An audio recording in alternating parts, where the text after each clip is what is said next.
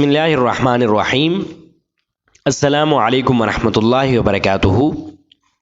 سلسلہ فقہی مسائل، شرعی مسئلہ کہ رکوع اور سجدے میں قرآن کی آیات پڑھنے کا کیا حکم ہے۔ اگر کسی نے غلطی سے سجدہ اور رکوع میں قرآن کی تلاوت کر لی، قرآن کی کوئی آیت پڑھ لی، تو اس کا کیا حکم ہوگا۔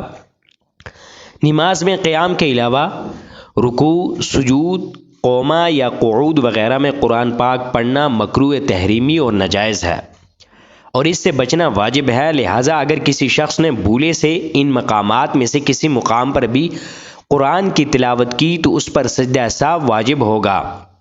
اس کی مقدار فقہاء کرام نے ایک آیت بیان فرمائی، جیسا کہ البحر الرائق میں ہے، لو قرأ آیۃ فی الرکوع او السجود او القومۃ فعلیہ السہو، یعنی اگر کسی نے رکوع، سجود یا قوما میں کوئی آیت پڑھی تو اس پر سجدہ سہو لازم ہے۔ اور دوسری جگہ ان قرأ آیۃ فی رکوع او قعود او سجود او قومۃ لأن کل منہا لیس بمحل القراءۃ فیکون فعل فیجب، یعنی اگر کسی نے رکوع، سجود یا قوما میں کوئی آیت پڑھی تو اس پر سجدہ سہو لازم ہے، کیونکہ ان مقامات میں سے کوئی مقام بھی محل قرات نہیں، تو افعال نماز میں سے ایک فعل اپنے محل میں واقع نہیں ہوا، لہذا سجدہ سہو واجب ہوگا۔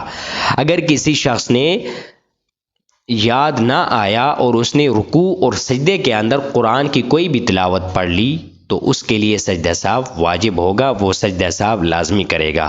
اللہ رب العزت ہمیں ان شرعی مسائل کو سمجھنے اور ان پر عمل پیرا ہونے کی توفیق عطا فرمائے۔